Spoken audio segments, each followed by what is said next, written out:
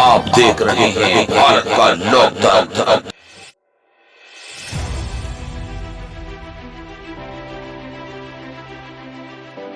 सूचना के अधिकार की आड़ में की जा रही है ब्लैकमेलिंग। सूचना के अधिकार को बनाया जा रहा है गौरव कमाई का धंधा। सूचना के अधिकार की मांग कर फिर ठग रहा है ग्राम प्रधान राशन डीलरों को। एक ऐसा ही मामला प्रकाश में आया।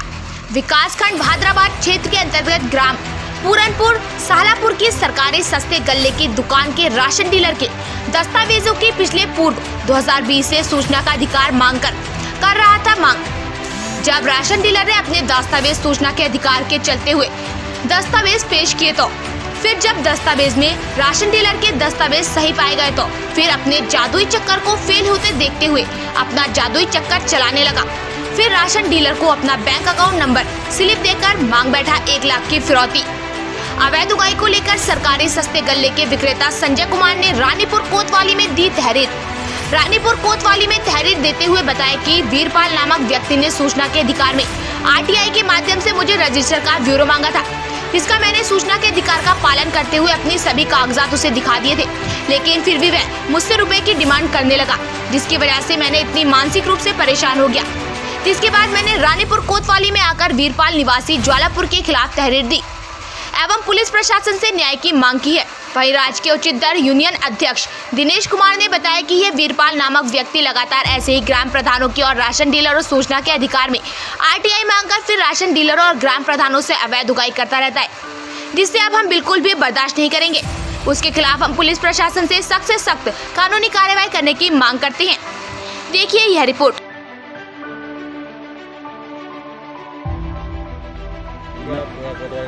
क्या पूरा मामला? ये मामला पहले तो सूचना डालते हैं।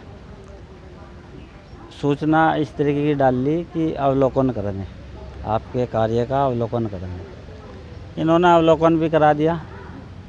उसके बाद भी अवलोकन कराने के बाद इनसे अगर पैसे की डिमांड की जाती है तो ये तो सरासर फ्रॉडगर्दी होगी उसकी, कि कागज़ मांगो और पैसे मांगो, डिमांड करो पैसे की और डराओ इनका मानसिक उत्पीड़न करो। एक बार पहले भी इसके मामले कई बार सुन चुका हूँ मैं भी। एक बार मेरे पास भी ऐसे ही मांगी उसने, अवलोकन करा दिया कागज़ों का। उसके बाद पैसों की डिमांड करने लगा। मैंने उस कहा भाई पैसे तो मिलने के नहीं, कागज़ देख लो सारे। पैसे पूछे नहीं, यहाँ मिले करते। निकल रहा कागज़ देख और निकल। कागज़ में कोई दिक्कत हो बता। हमारे गांव में कोई फ्रॉड तो ये कहाँ का रहने वाला है, क्या इसका पूरा नाम है? इसका नाम वीरपाल जवालापुर का रहने वाला है, केतवाड़ा मोहल्ला। तो पत्रकारों के नाम पर भी ये एक धब्बा बनता जा रहा है। कई लोगों से मैं सुन चुका हूँ कि कई प्रधानों से, कई डीलरों से उसने ऐसी सूचना मांग रखी है। अब उसका रोज़ का ये पैसा यही हो रहा है हमारे गांव। तो हाँ, मैं पत्रकार बंधुओं से भी कहना चाहूँगा, ऐसे लोगों को जहाँ से पत्रकारिता कर रहा है वहाँ से बर्खास्त किया जाए सर। तो आप आज कोतवाली रानीपुर पहुँचे हैं, तो पुलिस प्रशासन की तरफ से क्या आश्वासन आपको मिला? आज व्यास जी अभी फ़ोन पर ही बात हुई उनसे। उन्होंने कहा कि इसमें अगर कोई ऑन रिकॉर्डिंग हो तो रिकॉर्डिंग पर बात बना, लेकिन वो चालाक आदमी है, वो अपनी रिकॉर्डिंग कहीं देने का ही नहीं, इस तरीके से बात करता है वो जिससे रिकॉर्ड भी ना हो पावे, क्योंकि चालाक आदमी तो अपनी चालबाजी से ही काम करेगा ना। तो मेरा तो यह है कि पत्रकार बंधुओं से भी उसका कोई पत्रकारिता का लाइसेंस ही रद्द हो, कोई चैनल उसे इस चीज़ का लाइसेंस ही न दे जो ऐसे काम कर रहे हैं, क्योंकि सबका आपस में तालमेल है। प्रधानों का पत्रकारों से, पुलिस का प्रधानों से, और राशन डीलर हमारे साथ जुड़े हुए हैं ये सारे, तो एक दूसरे के साथ हम सब जुड़े हुए हैं। गाँव में तो आप गांव के सरपंच भी रहे हैं, डीलर का वहाँ पे क्या व्यवहार है, किस तरह का राशन, जो उसने आरोप लगाया कि डीलर राशन नहीं देता? डीलर सब गांव वाले डीलर के साथ है, बढ़िया अच्छी तरीके से।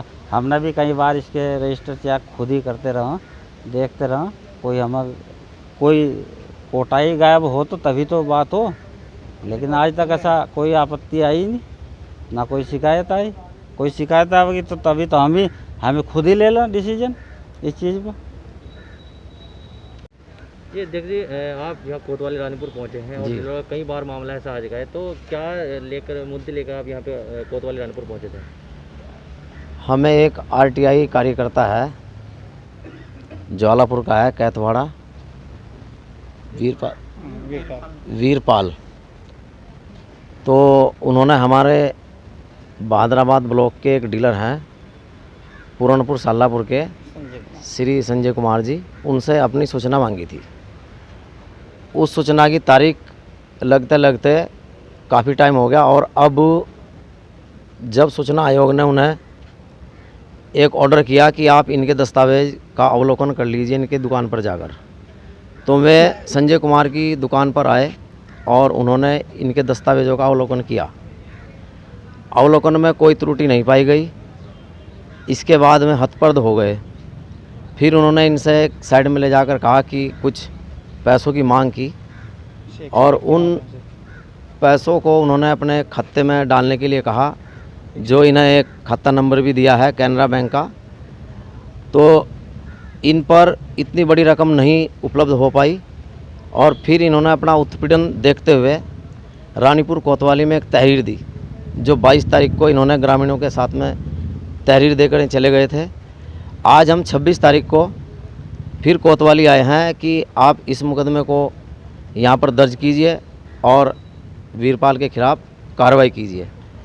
तो हमें कोतवाली से कोई इस प्रकार की सहभागिता हमारे साथ नहीं हुई और इन्होंने मुकदमा दर्ज करने के खिलाफ़ मना कर दी कि हम मुकदमा दर्ज नहीं करेंगे। फिर अब हम कोर्ट की शरण लेने जा रहे हैं और जो भी इस तरह के कार्य मेरे ज़िले के सरकारी सस्ता गल्ला विक्रेताओं के साथ करेंगे, उनके खिलाफ़ हम इसी तरह कोर्ट में कार्रवाई करेंगे और उनको जेल तक कराएंगे। मेरा क्या मामला पूरा है? मामला कि ये हमको ब्लैकमेलिंग करने का खुला ब्लैकमेलिंग है, जो बाहर से 1 लाख रुपए के माध्यम से 1 लाख रुपए के रसीद के माध्यम से 1 लाख रुपए मांगे जा रहे हों। ये सूचना के अधिकार डाल रहा, हमारे कागज़ पूरे, हम कागज़ दिखाने के लिए तैयार बैठे। हमारे 5-7 रजिस्टर चेक किए उन्होंने, ठीक है जी। वीरपाल सिंह, केतवाड़ा मोहल्ला जवालापुर से। फिर उसके बाद हमें साइड में बुलाते हैं, फिर कहते हैं कि ये रसीद पकड़ो और 1 लाख रुपए इसमें अकाउंट में जमा कर दो। अगर आप लोग 1 लाख रुपए अकाउंट में जमा नहीं करते, हम आपकी हालत खस्ता करा देंगे और आपकी दुकान भी सस्पेंड करा देंगे। तो जो आपके पास आया था, क्या प्रूफ था, मतलब क्या आपको बोला था आपको उसने आगे? उसने हमारी सूचना डाल रखी थी 21 तारीख में रजिस्टर का अवलोकन करने का। हमने उनको अवलोकन भी कराया, उन्होंने हमारे रजिस्टर चेक भी किए। उसके बाद एक स्लिप के माध्यम से 1 लाख जमा करने की मांग की। तो अब आपने इसकी सूचना पुलिस प्रशासन को दी? उसकी सूचना हमने एक कोतवाली रानीपुर में भी दी है, एक वो और एक हमने एसएसपी महोदय के यहाँ भी दी हुई है, जिसमें हमने थाना रानीपुर में 22 तारीख में एक रिपोर्ट दर्ज कराई थी और 24 तारीख में हमने ये एसएसपी महोदय के यहाँ जमा कराई थी। इस पर अभी तक कोई कार्रवाई नहीं हो पाई है। हम चाहते हैं ऐसे आदमी से कड़ी कार्रवाई की जाए, ताकि हमारा शोषण किया जा रहा है, हमें परेशान किया जा रहा है। पुलिस प्रशासन की तरफ से आपको अभी तक क्या आश्वासन मिला है? पुलिस प्रशासन की तरफ से अभी तक हमें कोई आश्वासन नहीं मिला है। तो इसमें आप आज हम लोग आए थे, यहाँ के जो इंचार्ज महोदय आज वो छुट्टी पर थे।